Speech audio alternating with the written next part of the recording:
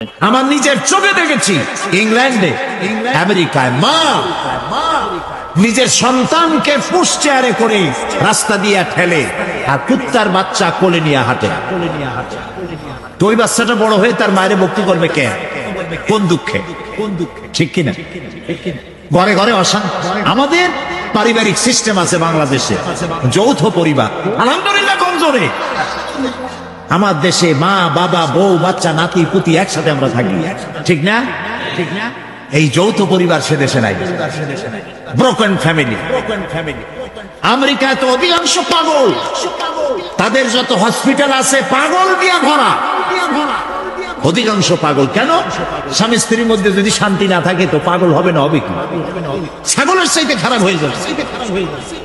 বউর সাথে ঘরেও শান্তি নেই, বাইরেও শান্তি নেই।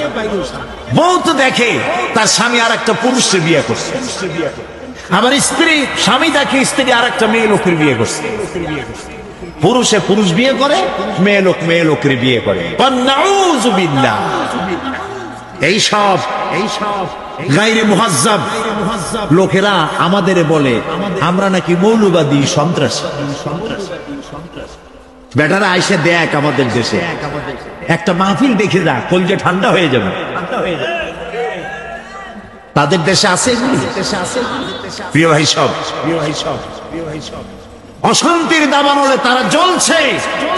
তারা যত চেষ্টা করুক আমাদের বিরুদ্ধে কিচ্ছু করতে পারবে না। ইসলামের বিজয় হবেই হবে ইনশাআল্লাহ। গত জুন মাসে ইস্ট লন্ডন মসজিদ ওপেন হলো। ইস্ট লন্ডন মসজিদ গোটা ইউরোপের মধ্যে সর্বশ্রেষ্ঠ মসজিদ, সুবহানাল্লাহ বলেন। ইংল্যান্ডের টাকায় 9.35 মিলিয়ন পাউন্ড লেগেছে। তার মানে হলো বাংলাদেশি টাকায় প্রায় 100 কোটি টাকা একটা মসজিদ।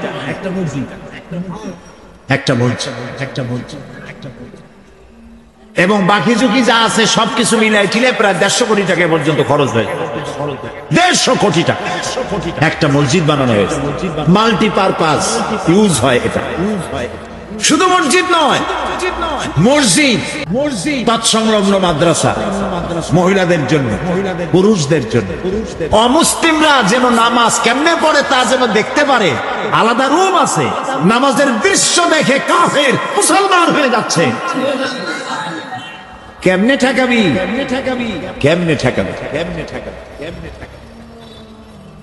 প্রত্যেক রবিবার সেখানকার মসজিদের খতিব ইমাম খ্রিস্টানদের নিয়ে বসেন। আলাদা রুম আছে, সেখানে যুবক যুবতী খ্রিস্টানরা আসে। তাদেরকে ইসলাম ব্ল্যাকবোর্ডে, কম্পিউটারে, ল্যাপটপে ইসলাম বোঝানো হয়।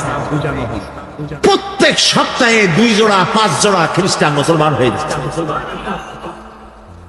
এই মসজিদ উদ্বোধনের জন্য কাবা শরীফের ইমাম ফজিলাতুল শেখ আব্দুর রহমান আস-সুদাইস, আল্লাহ তাকে অনেক হায়াত দান করুন, কি তেলাওয়াত করে সুবহানাল্লাহ।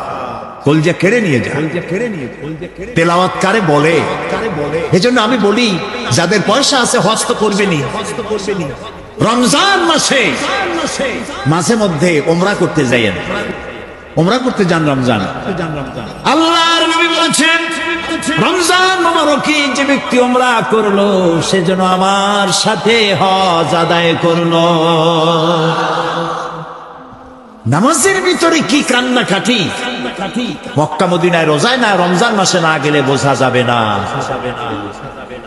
ইমাম তেলাওয়াত করতে থাকে, মানুষ বোবায় কাঁদতে থাকে, মনে হয় কোরআন নাযিল হচ্ছে আকাশ থেকে। শেখ আব্দুর রহমান আস-সুদাইস, তাকে দাওয়াত দেওয়া হলো গ্র্যান্ড ওপেনের জন্য। আর বাংলাদেশ থেকে তারা আমার মতো একজন ভাঙ্গা ছেড়া লোককে দাওয়াত দিল। জুমার নামাজ পড়াবেন কাবা শরীফের ইমাম। তার আগে আমি বক্তব্য রাখলাম, কাবা শরীফের ইমাম সাহেব বক্তব্য রাখলেন। মসজিদে মেইন হলে 10,000 লোক একসাথে নামাজ পড়তে পারে। গোটা ইউরোপে এত বড় মসজিদ আমি কাবার ইমামের পিছনে নামাজ পড়ার জন্য অন্তত 25,000 লোক উপস্থিত হয়ে গেছে। লন্ডনের ইতিহাসে এত বড় জামাত লন্ডন শহর জীবনে দেখেন। হোয়াইট চ্যাপেল রোড, ফিলগেট স্ট্রিট, এগুলি সব বোঝাই হয়ে গেছে। লিংক রোড, হাইওয়ে সব ভর্তি। এখন সামনে আর জায়গা নাই, ডানে বামে পিছনে আর জায়গা নাই। কাবা শরীফের ইমাম মেম্বরে বসা, তখন কাবা শরীফের ইস্ট লন্ডন মসজিদের ইমাম সাহেব বলছেন তাকে যে আপনার পিছনে নামাজ পড়ার জন্য বহু দূর দরাজ থেকে লোকেরা এসছে, তারা ডানে বামে পিছনে যা জায়গা ছিল সব শেষ, রাস্তাঘাট ভর্তি, ট্রাফিক জ্যাম হয়ে গেছে। এখন এই লোকগুলি যাবে কোথায়? তারা তো এখন অন্য মসজিদে গিয়ে নামাজও পড়তে পারবেন। কাবা শরীফের ইমাম বললেন, লা ইউকাল্লিফুল্লাহু নাফসান ইল্লা উসআহা। আল্লাহ এমন কোন আইনই করেন নাই যা কোনো মানুষের জন্য সহজ নয় বরং কঠিন, এরকম কোন আইন নাই আল্লাহ। সুবহানাল্লাহ। এটা তো মাসালা, ইমামের পেছনে ডানে বামে দাঁড়াতে হবে, সামনে দাঁড়ানো যাবে না। কিন্তু ডানে বামে পিছনে যদি কোনো জায়গায় না থাকে, এমন অবস্থা যদি হয়, তাহলে দাঁড়ায় দাঁড়ায় তামসা দেখার চাইতে ইমামের সামনে দাঁড়ায় নামাজ আদায় করবে, নামাজ হয়ে যাবে। সুবহানাল্লাহ। লন্ডনে সিলেটের লোকেরা বেশি, প্রায় 10 লক্ষ সিলেটি লন্ডনে আছে। তাদের কলিজা উজাড় করে পয়সা দিয়েছে এই মসজিদে, আলহামদুলিল্লাহ। আমি যখন ইস্ট লন্ডন মসজিদের জন্য সাহায্য চেয়েছি, মেয়ে লোকেরা গলার হার, নাকের ফুল, কানের দুল, হাতের বড় বড় বালা সব পাঠিয়ে দিয়েছে জান্নাতে যাওয়ার জন্য। লক্ষ লক্ষ টাকা, কোটি কোটি টাকা উঠেছে মসজিদের জন্য। প্রিয় ভাই সব, তাদের জন্য আমরা দোয়া করব। লন্ডনে, আমেরিকায় আমাদের যে সব ভাইরা আছে মুসলমানেরা, আল্লাহ যেন তাদের ঈমান আরো বাড়ায় দেন, আরো বেশি করে মসজিদ মাদ্রাসা করার তৌফিক যেন তাদের আল্লাহ দান করে। ইসলাম এমন একটা বিষয়, এদিকে ডুববে, এদিকে কেউ ডুবাই দেবে, ওদিক দিয়ে জাগবে, ওদিকে ডুবাই দেবে, এদিক দিয়ে জাগবে। একেবারে ডুবাইতে পারবে না, পারবে না, পারবে না। কবি বলেছেন, সতীজা কা রহা হ্যায় আজল সে তা ইমরোজ, চরাগে মুস্তফা বি সে শরারে বুল হাবিস। আরমান কাল থেকে আবু জাহেলের গোষ্ঠীরা চেয়েছে ইসলামকে ফু দিয়ে নিভাই দিবে। 1000 মাইল বেগে প্রবাহিত ঘূর্ণিঝড়ের মধ্য দিয়ে আল্লাহ তাআলা মুহাম্মদ সাল্লাল্লাহু আলাইহি ওয়াসাল্লামের চেরাগকে টিম টিম করে জ্বালায় রাখছে, কিয়ামত পর্যন্ত জ্বলবে।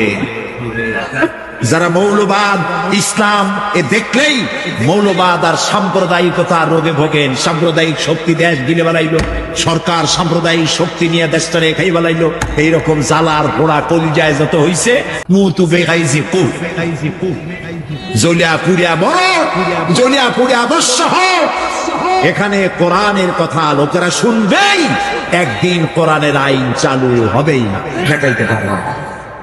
আল্লাহর কত দয়া, কত দয়া। আল্লাহ যদি দয়া না থাকতো, মায়া না থাকতো, সবগুলি স্বৈরাচারকে ফেরাউন আর নমরুদের দশা একদিনই করে দিতেন।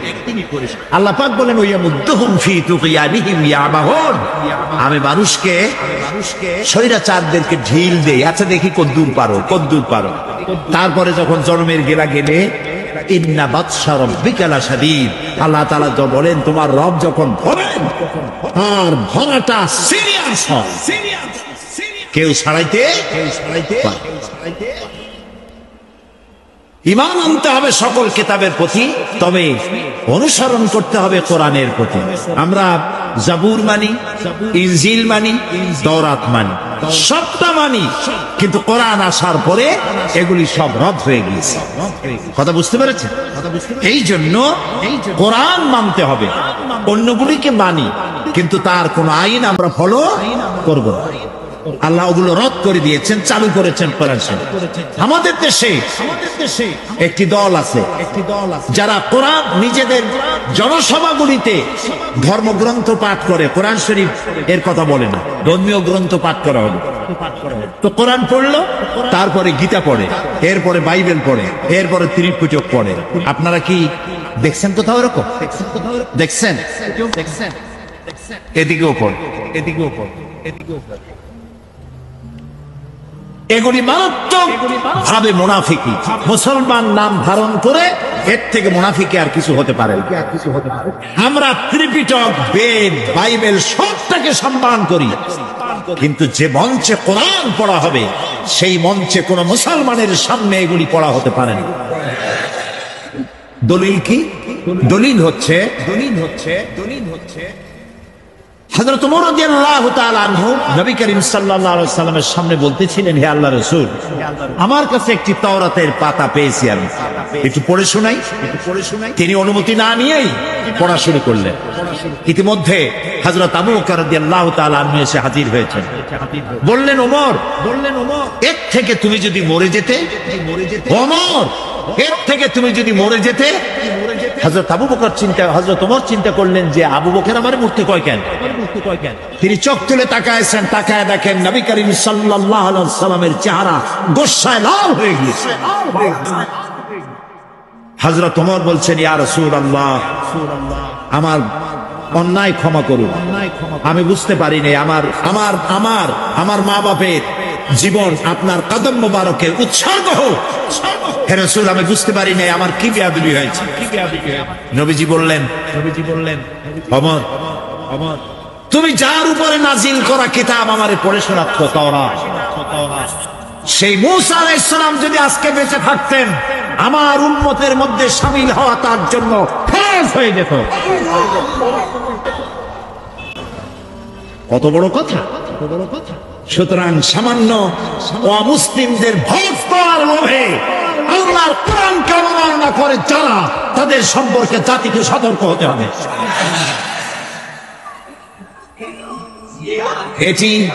এটি কোরআনের সম্মান নয়, এটা ধর্মগ্রন্থের প্রতি সম্মান নয়। যে মঞ্চে কোরআন পড়া হয় সেই মঞ্চে মুসলমানের দেশে, মুসলমানের সমাবেশে অন্য কোন ধর্মগ্রন্থ পাঠ হতে পারে না। প্রিয় ভাই সব, আল্লাহ রাব্বুল আলামিন যে কোরআন আমাদের জন্য নাজিল করেছেন সেই কোরআন বিশুদ্ধ। এই কোরআনের মধ্যে কোনো ভুল নাই। সুবহানাল্লাহ বলুন। আল্লাহ তাআলা বলছেন, ইন্না আলাইনা জামআহু ওয়া কুরআনা ফাইযা ক্বারানাহু ফাত্তাবি' কুরআনা সুম্মা ইন্না আলাইনা বায়ানা। একে সংগ্রহ করা এবং পড়িয়ে দেওয়া আমার দায়িত্ব। কে বলছেন? আল্লাহ তাআলা। নবী ব্যস্ত হবেন না, পেরেশান হবেন না, একে সংগ্রহ করিয়ে দাও। বিক্ষিপ্ত অবস্থা আছে কোরআন শরীফ, কাজী আপনার চিন্তা নাই, এগুলিকে জমা করে দেওয়ার মালিক আমি। এগুলি সংগ্রহ করে দেওয়া, পড়িয়ে দেওয়া, মুখস্থ করে দেওয়া এবং বুঝায় দেওয়া সবটার মালিক আমি আল্লাহ তাআলা। সুবহানাল্লাহ। কোরআন শরীফ রাসূলকে কে বুঝাইছেন? আল্লাহ তাআলা নিজেই। রাসূলুল্লাহ চিন্তা করতেন ভুলে যাই নাকি? আল্লাহ রাব্বুল আলামিন বলেন, সানুকরিউকা ফালা তানসা ইল্লা মা শাআল্লাহ। আমি আপনাকে এমন ভাবে পড়াবো যে আপনি তা ভুলতে পারবেন না। অবশ্য কোনো কথা যদি আল্লাহ ভুলাতে চান সেটা স্বতন্ত্র, তবে কোরআন আপনি ভুলতে পারবেন না, আমি আপনার কলজিয়ার মধ্যে গাইতে দেব। সুবহানাল্লাহ।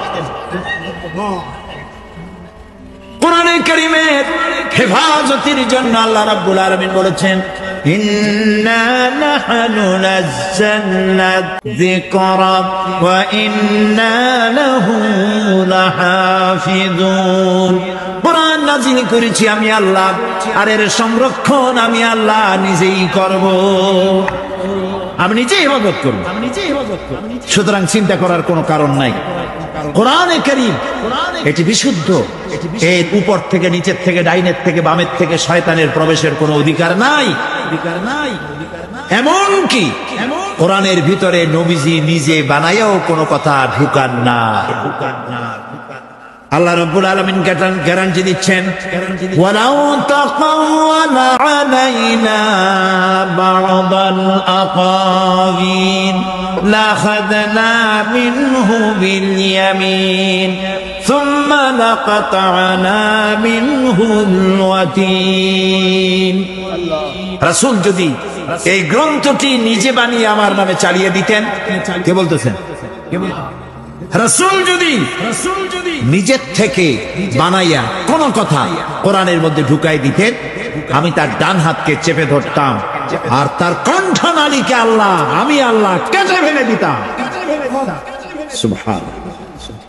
কোরআনে যা আছে সব কথা আল্লাহ, এর মধ্যে একটি শব্দ একটি অক্ষর কারো তৈরি করা নয়, আজও নাই, কিয়ামত পর্যন্ত কেউ ঢুকাইতে পারবে না। সুতরাং কোরআনে কারীম যে বিশুদ্ধ, এতে কোনো সন্দেহ রইল না। এখন এই কিতাব নাজিল হয়েছে কি কারণে, ঈমান আনবো কি কারণে, সে কথাগুলি বলা হচ্ছে। আল্লাহ রাব্বুল আলামিন বলেছেন, ইত্তাবিউ মা উনজিলা ইলাইকুম মির রাব্বিকুম ওয়া লা তাত্তাবিউ মিন দুনিহি আউলিয়া। যা কিছু তোমার প্রভুর পক্ষ থেকে নাজিল করা হয়েছে তার অনুসরণ করো, অর্থাৎ এই কোরআনের অনুসরণ করো, এবং তোমাদের পৃষ্ঠপোষক যারা, অন্যান্য পৃষ্ঠপোষক যারা, তাদের অনুসরণ মাত্রই করো না।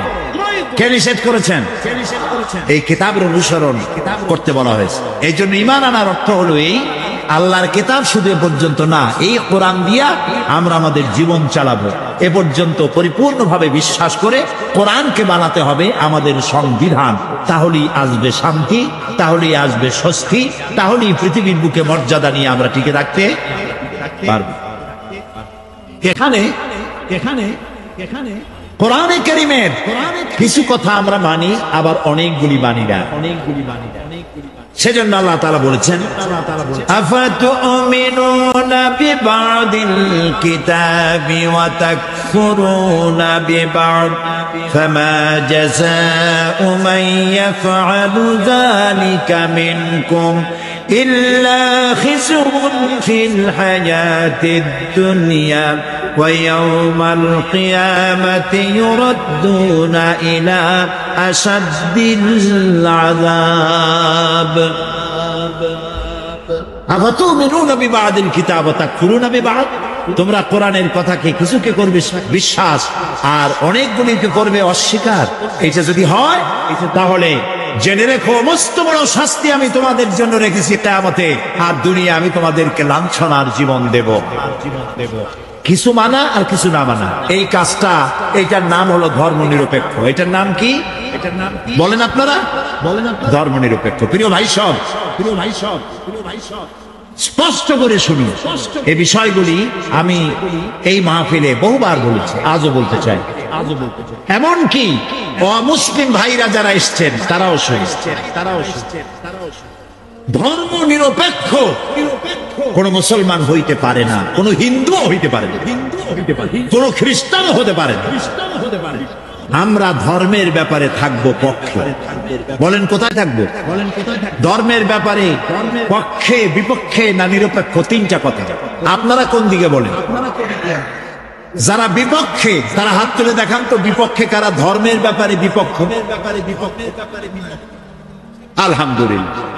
আচ্ছা, এবারে ধর্মের ব্যাপারে নিরপেক্ষ কারা? তাদেরকে একটু দেখি।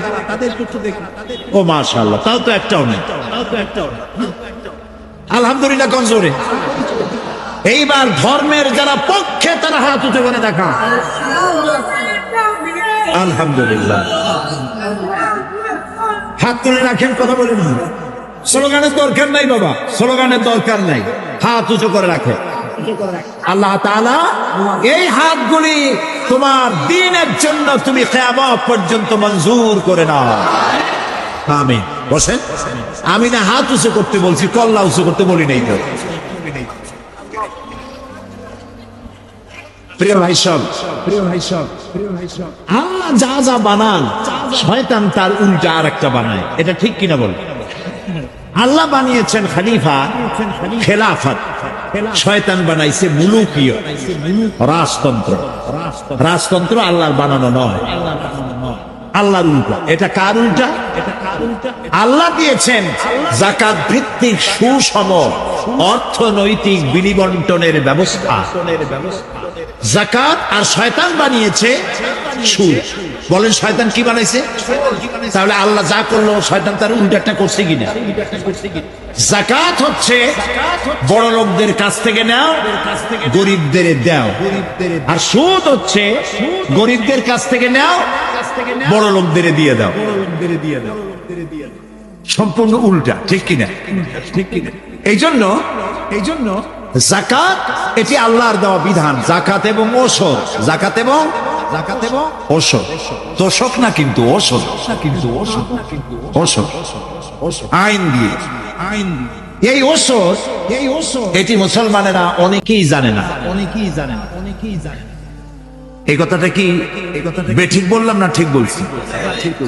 কেউ কেউ চিন্তাও করেন যে ওসর আবার কি, তেলা পোকা সার পোকা জাতীয় কিছু, অর্থাৎ জানে না, সেই জন্য চিন্তা করে অনেক। এটি আল্লাহ তাআলার ফরজকৃত একটি বিষয়। যাকাত হচ্ছে অর্থের যাকাত, আর ফসলের যেটা দেওয়া হয় সেটাকে বলা হয় ওসর। এটি যদি বৃষ্টির পানিতে হয়, বৃষ্টির পানিতে আপনার ধান হয়েছে, গম হয়েছে, পাট হয়েছে, ডাল হয়েছে, ভুট্টা হয়েছে, আপনার ফসল যদি বৃষ্টির পানিতে হয় তাহলে আপনি দিবেন 10 ভাগের 1 ভাগ। আর যদি সেচ প্রক্রিয়ায় হয়, সেচ পাম্পিং মেশিন দিয়ে পয়সা খরচ করে পানি দিয়া যদি ফলান তাহলে দিবেন 20 ভাগের 1 ভাগ। এটা জুলুম হলো না ইনসাফ হলো? জুলুম হলো না ইনসাফ হলো? ওমাল্লাহু বিযাল্লামিন লিল আবিদ। আল্লাহ বান্দার উপরে জুলুম করেন না, সুবহানাল্লাহ। এই ওসর কি আমাদের দেশের লোকেরা দেয়?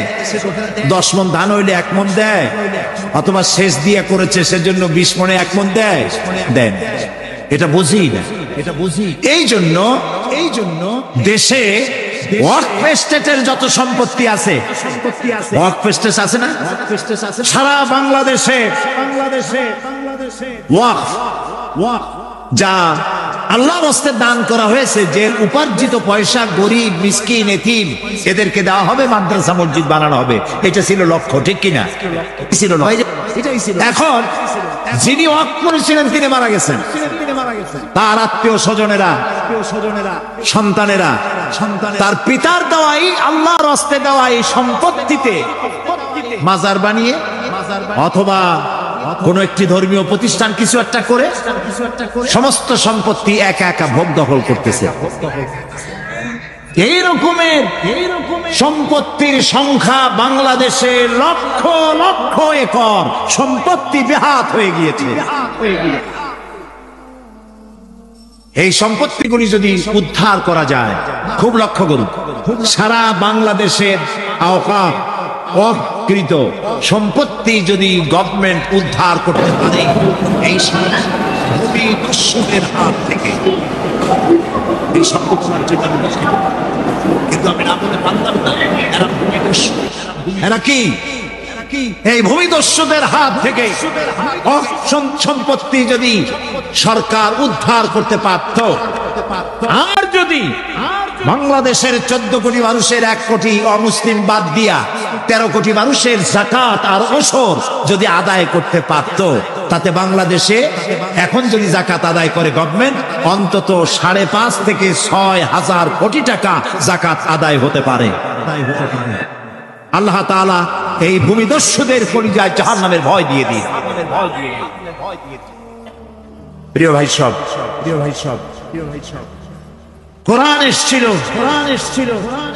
আল্লাহ যা যা দিয়েছিলেন শয়তান একটা উল্টা করলো।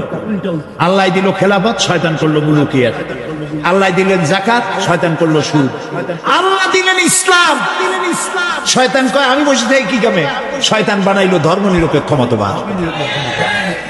ধর্ম নিরপেক্ষতার জন্মদাতাকে চিল্লায় বলুন, বলুন। পৃথিবীতে কোন নবী ধর্ম নিরপেক্ষ ছিলেন না। ভাই সাহেব, আমি করজোড়ে আপনাদেরকে বলি, একটু বুঝতে চেষ্টা করেন। আমি সব ভালো ভালো জিনিসের পক্ষে, শুধুমাত্র ধর্মের ব্যাপারে আমি নিরপেক্ষ কেন হই না? কত বড় কপাল পোড়া!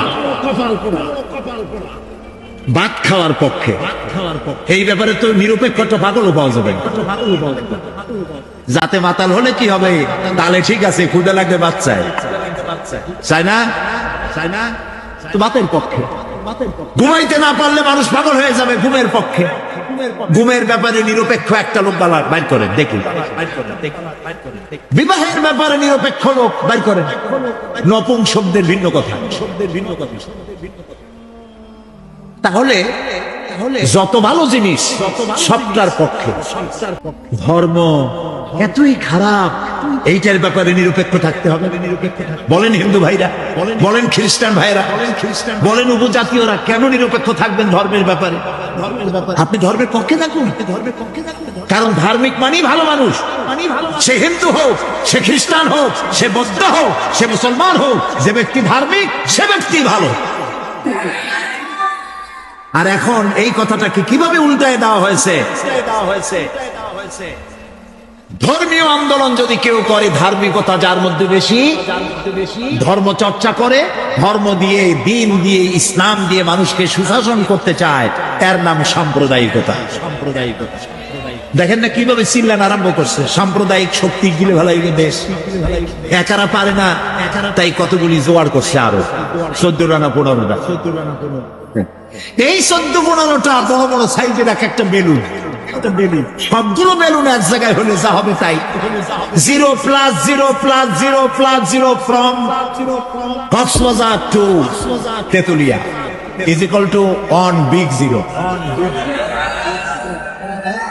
যাদের নিয়ে, যে শক্তি নিয়ে আপনারা ভয় দেখান, এইসব শক্তির মহাবীর দুর্বল সিংরা, বামের বড় বড় নেতারা নিজের জন্মভূমিতে নির্বাচনে দাঁড়াক, 100% জামানত বাজেয়াপ্ত হবে।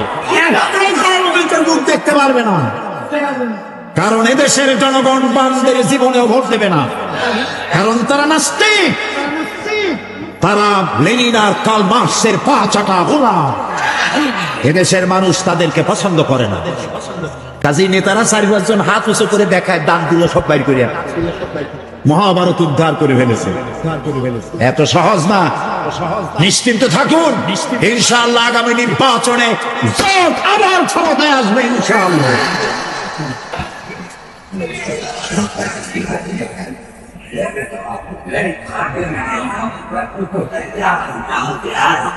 আইন শৃঙ্খলার দিক থেকে যতটুকু অসুবিধা হয়েছিল, আল্লাহর মেহেরবানি, দোয়া করবেন, নামাজ পড়ে পড়ে দোয়া করবেন আল্লাহর কাছে। এই জন্য হিন্দু হন, মুসলমান হন, খ্রিস্টান হন, যার যার ধর্মের সাথে থাকেন। হিন্দুরা আপনাদের ধর্মের সাথে। এই জন্য আমি বহুবার প্রস্তাব করেছি পার্লামেন্টে ধর্মীয় শিক্ষা বাধ্যতামূলক করা হোক।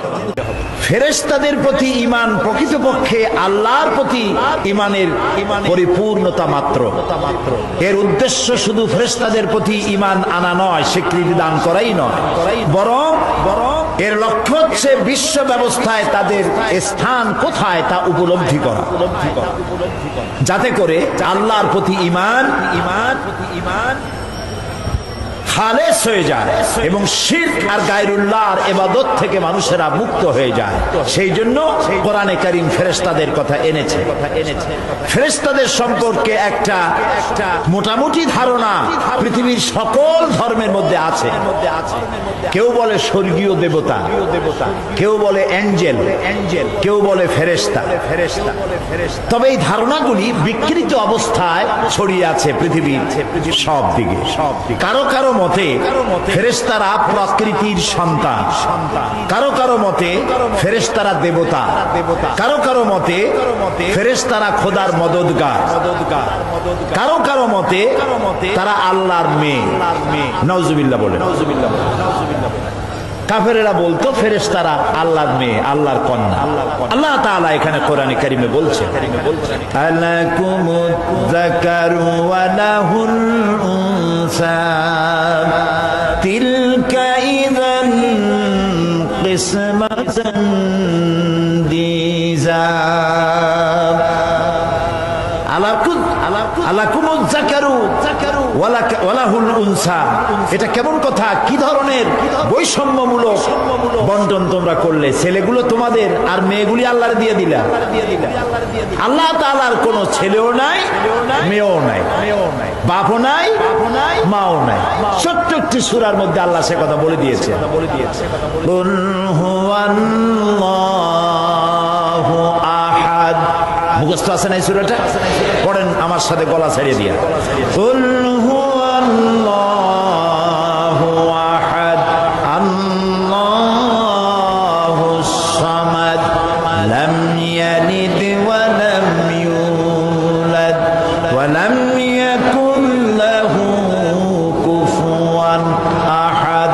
আল্লাহ তাআলা বলেন, নবী আপনি বলুন, আল্লাহ এক এবং একক, তাকে কেউ জন্ম দেয় নাই, তিনিও কাউকে জন্ম দেন নাই। আকাশ এবং জমিনে তার সমকক্ষ কেউ নাই। তিনি এক এবং একক। কারো কারো মতে ফেরেশতারা হচ্ছে অভিযোগ শ্রবণকারী, কারো কারো মতে ফেরেশতারা হচ্ছে অভাব পূরণকারী। নানান ধরনের চিন্তা চেতনা ফেরেশতাদের ব্যাপারে। আর এসব কারণে, এইসব ধারণার কারণে, এইসব বিশ্বাসের কারণে মানুষেরা বড় ধরনের শিরকের মধ্যে মুবতালা হয়ে আছে। এখন কোরআন বিশ্ব ব্যবস্থায় ফেরেশতাদের অবস্থান কোথায়?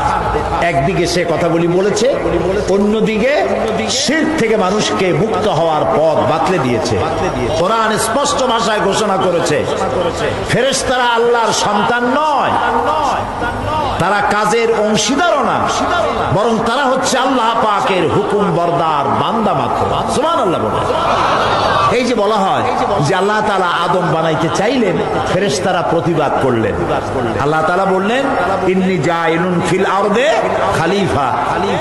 ফেরেশতারা বলল, নাহনু নুসাব্বিহু বিহামদিকা ওয়া নুকদ্দিসু লাক। আমরাই তো তাসবিহ তাহলিল করি, তা আর আবার মানুষ বানায়া খলিফা বানায়া লাভটা কি? এভাবে প্রতিবাদ করছে ফেরেশতারা। কথা ঠিক নয়।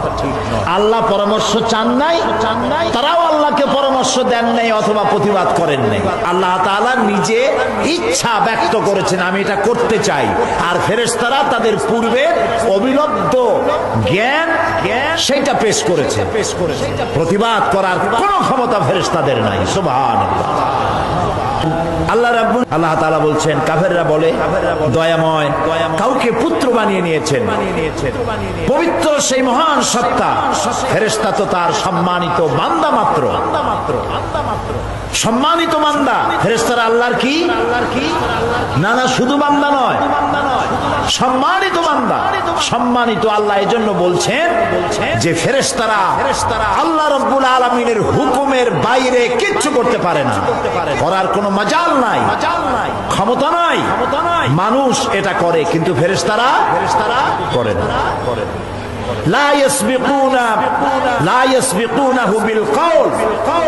তারা আল্লাহর হুকুমের বাইরে যেতে পারে না।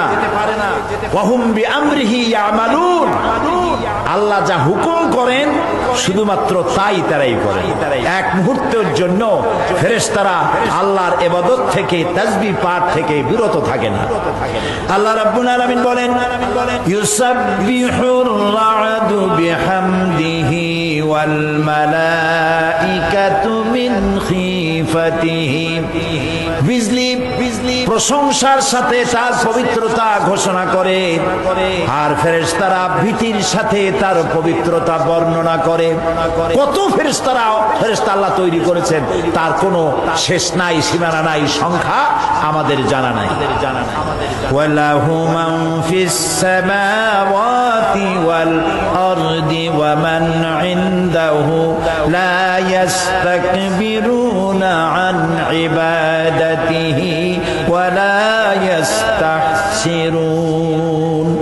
আসমান ও জমিনে যা কিছু আছে এবং তার কাছে রয়েছে, এ সব কিছুই রয়েছে আল্লাহর কাছে। ফেরেশতারা তার বন্দেগী এবং অবাধ্যাচরণ করার ফেরেশতাদের কোনো উপায় নাই। ফেরেশতারা যা করে শুধুমাত্র আল্লাহ তাআলা যা বলেছেন, তার বাইরে ফেরেশতাদের করার কোনো উপায় নাই। ইউসাব্বিহুনাল লাইলা ওয়ান নাহারা লা ইয়াফতুরুন। ফেরেশতারা বরং রাত দিন আল্লাহর প্রশংসা এবং গুণকীর্তন করতে থাকেন।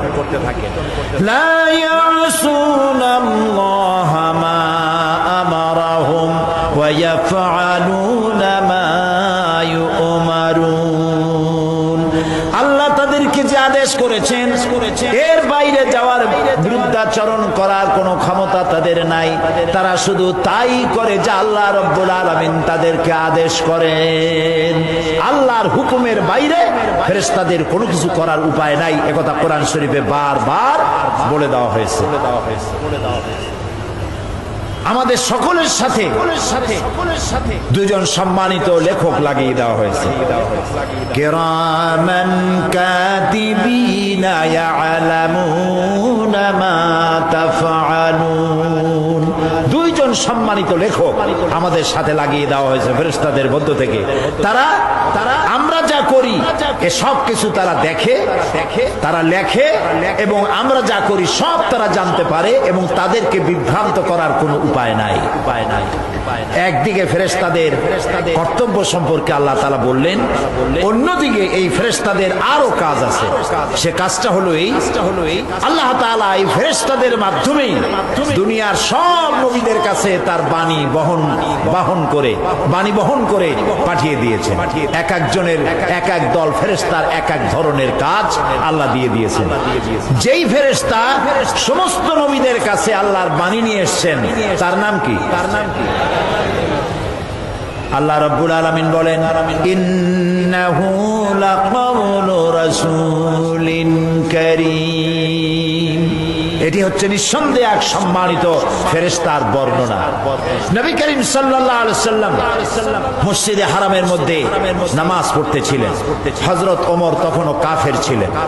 তিনি চিন্তা করলেন রাসূলকে মারার জন্য, বহু টাকার বিনিময়ে মারবেন, তাকে হেনস্থা করবেন, লাঞ্ছিত করবেন। এসে মসজিদে দাঁড়ায়ছে, দেখতে পেলেন নবীজি নামাজ পড়ছেন। তার ধারণা হলো এখন কিছু বলা ঠিক হবে না, আচ্ছা নামাজটা শেষ করুন, তারপরে আমি যা হয়। নবীজি নামাজ পড়ছেন, তেলাওয়াত করতেছেন।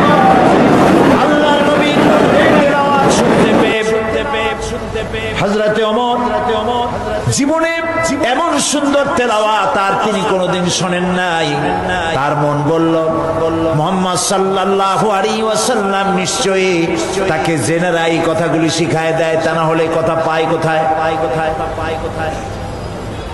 হযরত ওমর বলেন, আমি যখনই চিন্তা করেছি নবীজি এগুলি কোন জিন মুহাম্মদ সাল্লাল্লাহু আলাইহি ওয়াসাল্লামকে এগুলি শিখায়, যখন চিন্তা করলাম তখন তিনি নামাজের মধ্যে জবাব দিলেন যেন মনে হলো তিনি পড়লেন, ইন্নাহু লাকাউলু রাসূলিন কারীম।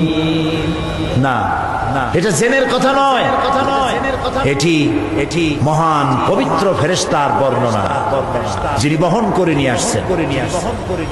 হযরত ওমর চিন্তা করলেন জেনের কথা নয়, বুঝলাম। তাহলে মুহাম্মদ সাল্লাল্লাহু আলাইহি ওয়াসাল্লাম কবি হয়ে গেছেন, নইলে এত সুন্দর করে মিলায় বলেন কি করে? কোরআন শরীফে মিল না দারুন, আয়াতগুলির একটা সাথে আরেকটা অপূর্ব মিল।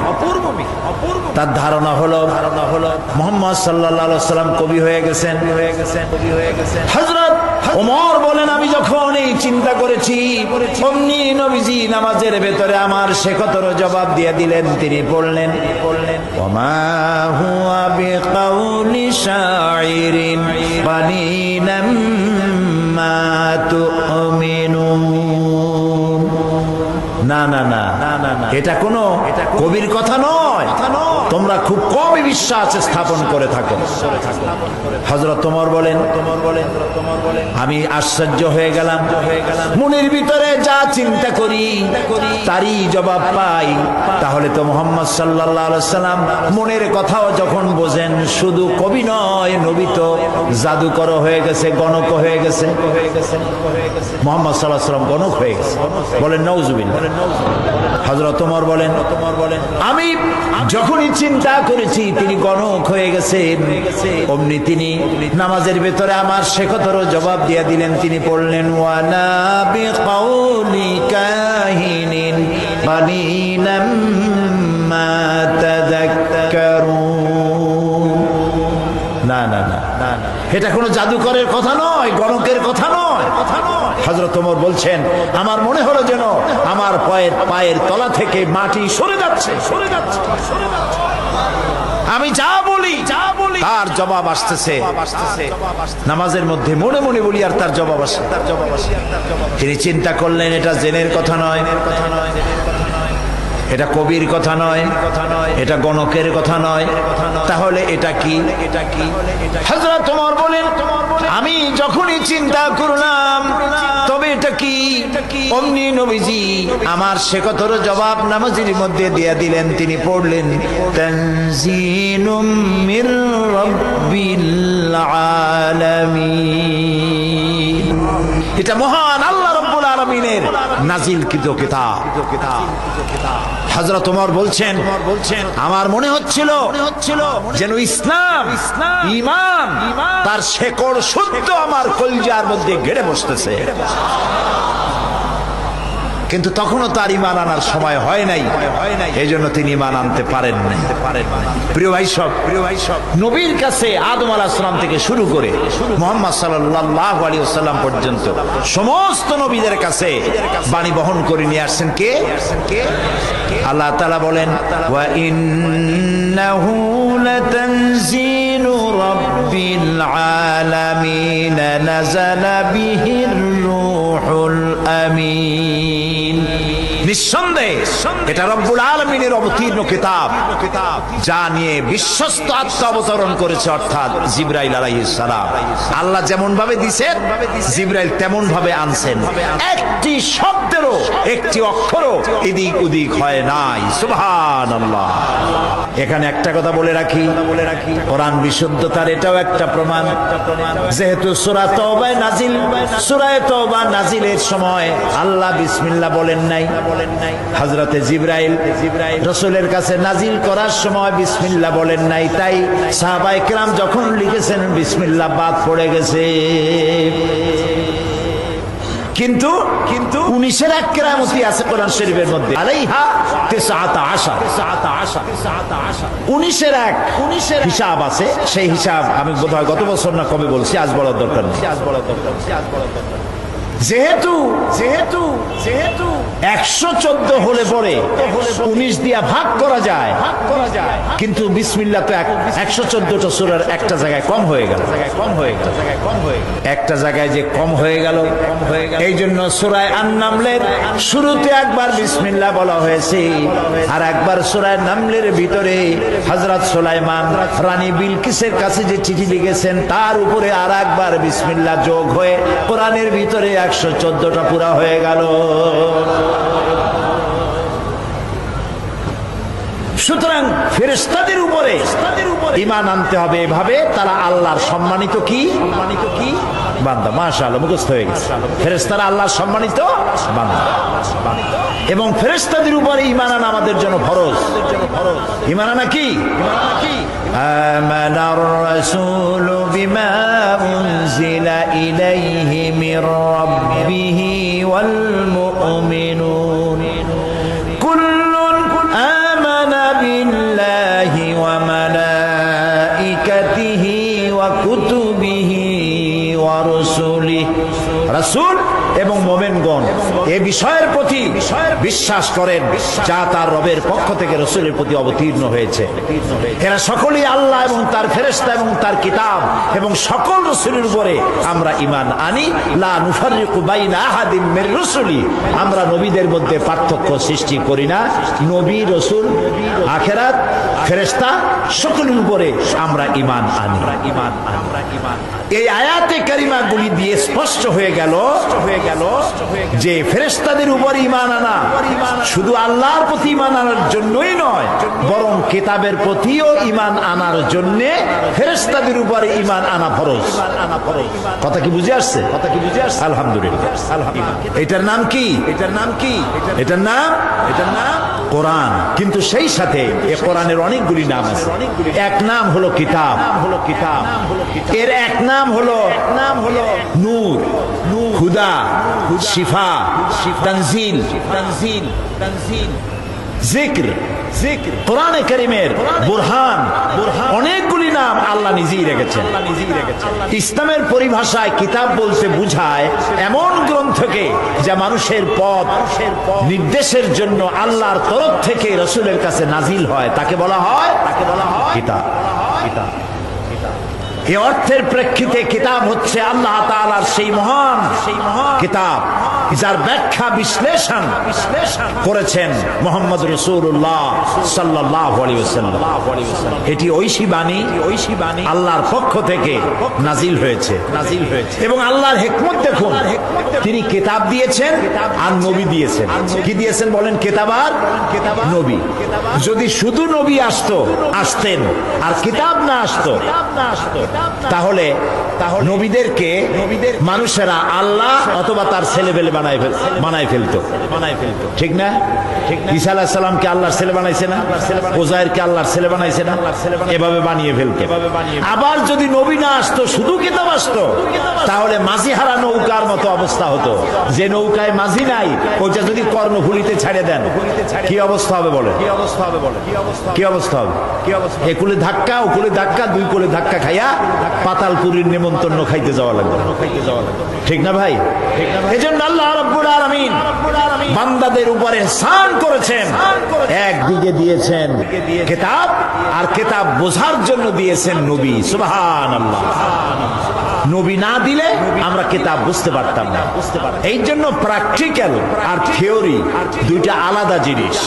বুঝাবার জন্য আমি বলি, র দন্তে স, গয়কার লয় লয় আকার কি হয় কন্ত? এখন একটা কাগজে আমি লিখে দিলাম র দন্তে স, গয়কার লয় লয় আকার। এবার আপনারা এর উপরে চাটেন। মিষ্টি লাগবে? কেন লাগবে না? কারণ উপকরণ নাই। আচ্ছা, উপকরণ লিখে দিলাম দুধের ছানা, চিনি এবং অন্যান্য যা যা লাগে রসগোল্লা বানাইতে, সব লাগাইয়া কাগজটারে গোল বানাই দিলাম। এখন খান, মজা লাগবে? লাগবে না। কেন লাগবে না? এটার নাম থিওরি। মজা লাগবে কখন? থিওরিকে প্র্যাকটিক্যালে আনতে হবে। দুধ কিনতে হবে, ছানা বানাইতে হবে, সেই ছানাগুলিকে গোল বানাইয়া ফর্মে এনে জাল দিতে হবে চিনির শিরায়, তারপরে উঠাইয়া এরপরে প্লেটে রাখবেন, চামচ দিয়ে কাটবেন, জিহ্বার মধ্যে দিবেন, ঢক ঢক করে গিলবেন। মজা লাগবে কিনা? মজা লাগবে। এই কোরআন শরীফ হলো কাগজে লেখা রসগোল্লার মতো। এটা থিওরি, এর প্র্যাকটিক্যাল যদি না হয়, তাহলে কোরআন আমরা বুঝবো না। আল্লাহ রাব্বুল আলামিন গোটা বিশ্বের মানুষের প্রতি এই রহম এবং করুণা করেছেন।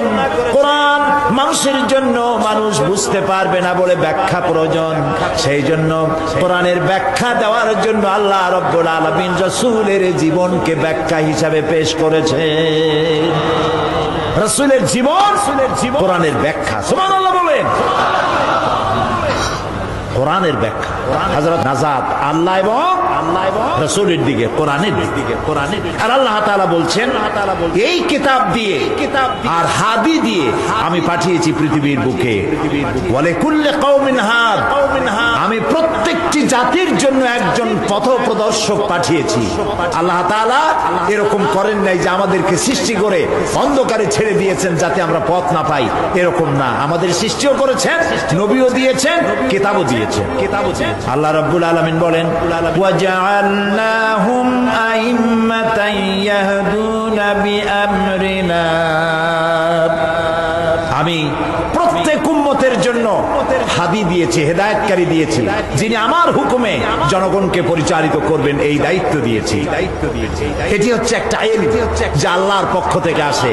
হযরত ইব্রাহিম আলাইহিস সালাম তার পিতাকে বলেছিলেন, ফাত্তাবি'নি আহদিকা সিরাতান সাবিয়্যা, হে আমার পিতা, আমার কাছে এমন ইলম আসছে যে ইলম আপনার কাছে আসে নাই, সুতরাং আপনি আমার অনুসরণ করেন।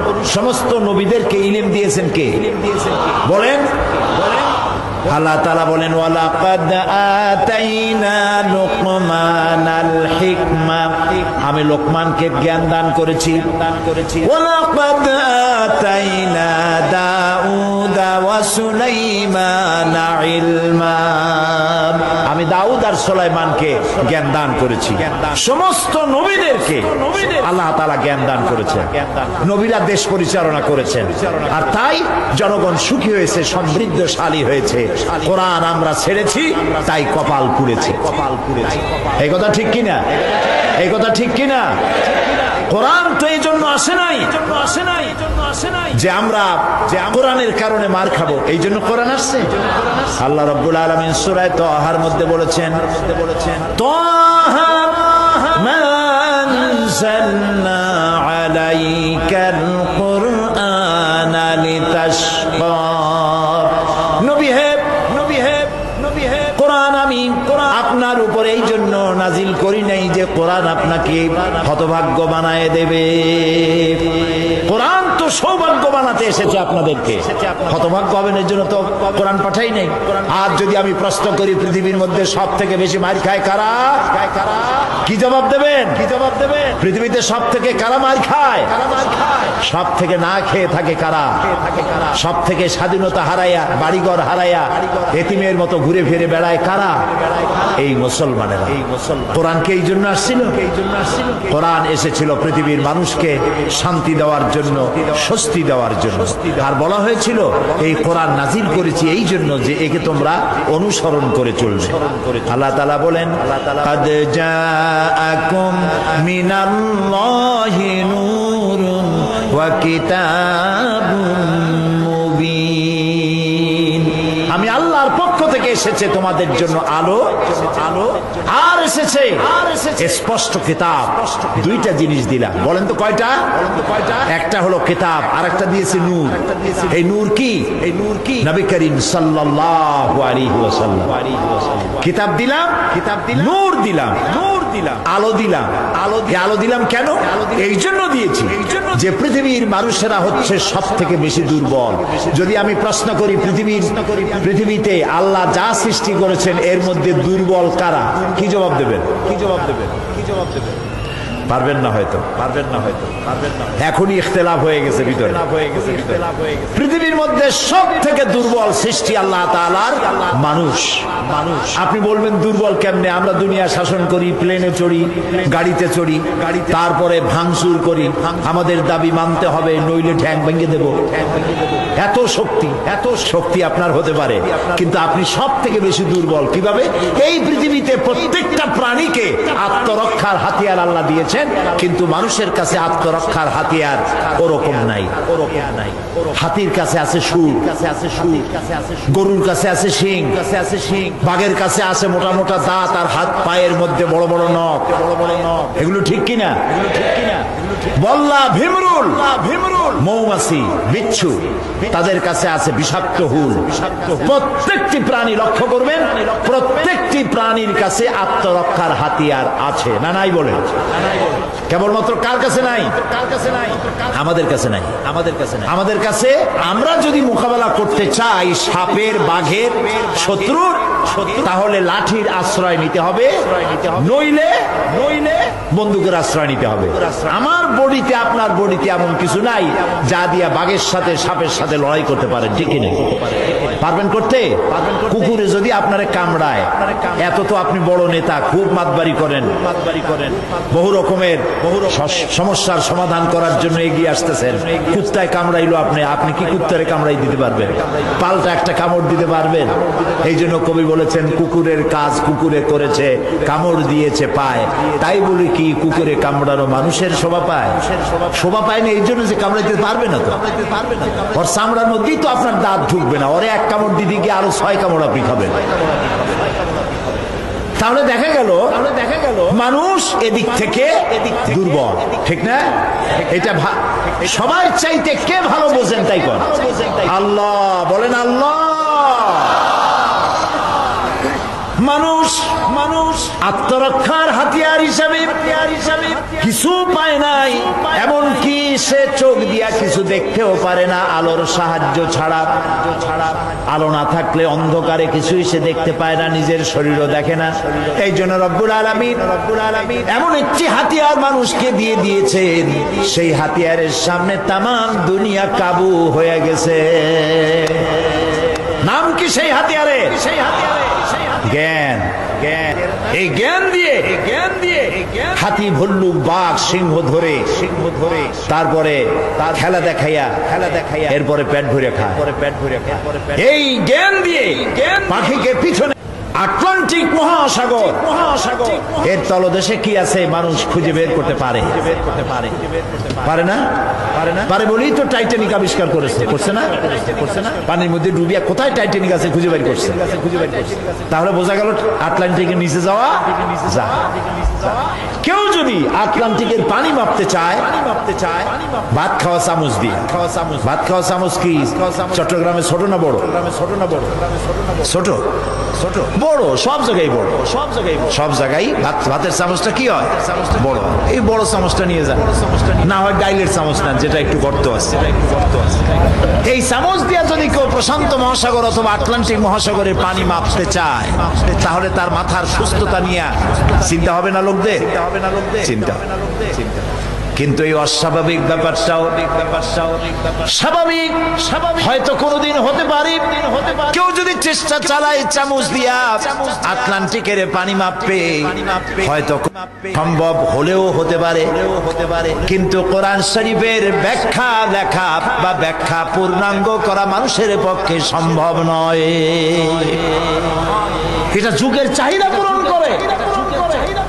প্রত্যেক যুগে যেমন ব্যাখ্যা আসা দরকার তেমন ব্যাখ্যা আল্লাহ দেবেন। সুবহানাল্লাহ বলে।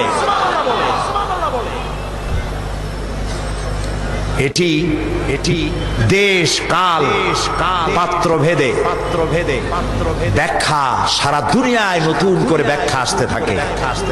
যুগের চাহিদা মেটানো হয়। এটি আল্লাহর সংবিধান। এটি কার সংবিধান?